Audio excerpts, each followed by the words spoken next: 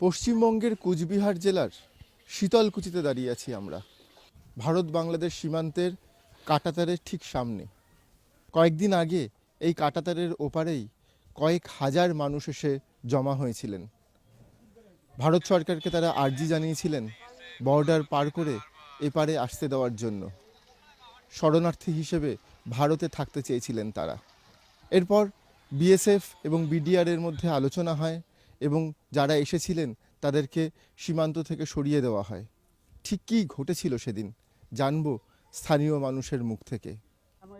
কি হয়েছে, এই তো আমরা তো সকালবেলা উঠলাম, ঘোরাঘুরি করলাম, তারপরে আমাদের ওই দিকে যাওয়ার তো একটা টাইম আছে, তো 7টা বাজে গেল। আমরা চলে গেলাম মেন 0 পয়েন্টে রোডে, ওখানে গেট আছে, গেটের ভিতরে আমরা ঢুকিলাম, কাজ করলাম কিছু। 9টার দিকে বাইরে হয়ে আসলাম। 9টার দিকে আসার পর এই 9টা 10টা 10:30টার দিকে একটা হাল্লা শুরু হয়ে গেল। তো আমরা কই আর কিসের হাল্লা শুরু হয়ে গেল। তারপরে একদম 2জন করে দেখতে শুনলে পুরা লোক, একদম একেবারে পুরা লোক আসতেছে। এই পুরা লোক আসার পর আমরা কই আর কী হইলে এত লোক কেন আসিনেছে।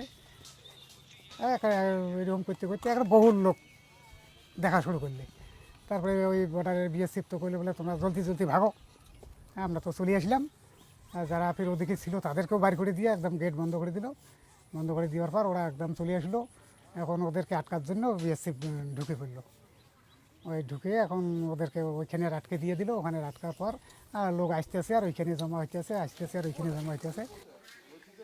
ভারত বাংলাদেশ সীমান্ত 4000 কিলোমিটারের, তার মধ্যে শুধু পশ্চিমবঙ্গেই আছে 2000 কিলোমিটারের বর্ডার। তেমনই এক বর্ডার এই শীতলকুচি। শুধু শীতলকুচি নয়, শুধু কোচবিহার নয়, পশ্চিমবঙ্গের একাধিক বর্ডারে এসে জড়ো হচ্ছেন বাংলাদেশের মানুষ। সীমান্ত পার করে তারা পশ্চিমবঙ্গে এসে আশ্রয় নিতে চাইছেন, কিন্তু ভারত সরকার জানিয়েছে এখনই সীমান্ত খোলা হবে না, এখনই জায়গা দেওয়া হবে না শরণার্থীদের। ওপাশের বিডিওর ওনার সাথে ছিল, আর এদিকে বিএসএফও ছিল। হ্যাঁ, ও কোনো একটা কথাবার্তা, হ্যাঁ ক্যামেরা এদিকে আসি দেয়নি। একটা নালা আছে না, নদী আছে, নদীতে জল বেশি এসেছিলো, ওই জন্য এদিকে আসি দেয়নি, বেড়াঘাটার বাগল আসি দেয়নি।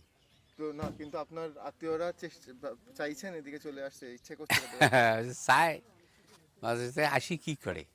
সীমান্তের এপারে এমন অনেকেই থাকেন যাদের আত্মীয় আছেন বাংলাদেশে। যারা সেদিন এসছিলেন তার মধ্যে কোনো আত্মীয়কেও খুঁজে পেয়েছিলেন এদিককার মানুষ। তারা বলছেন যদি তারা আসেন তাহলে খাবেন কি, থাকবেন কোথায়। শরণার্থীর জীবন খুব সহজ নয়। শুধু তাই নয়, সীমান্তের এপারে যারা থাকেন তাদের অনেকেরই জমি কাঁটাতারের অন্য পারে। প্রতিদিন বিএসএফকে কার্ড দেখিয়ে তাদের সেই জমিতে কাজ করতে যেতে হয়। কিন্তু সীমান্তে এই উত্তেজনা তৈরি হওয়ার পরে বিএসএফ কাঁটাতারের দরজা বন্ধ করে দিয়েছে। কাজের ক্ষতি হচ্ছে এপারের মানুষের, তা নিয়েও ভয়ঙ্কর উদ্বেগে তারা। ক্যামেরায় রাউফের সঙ্গে আমি সমন্তক, DW, কোচবিহার।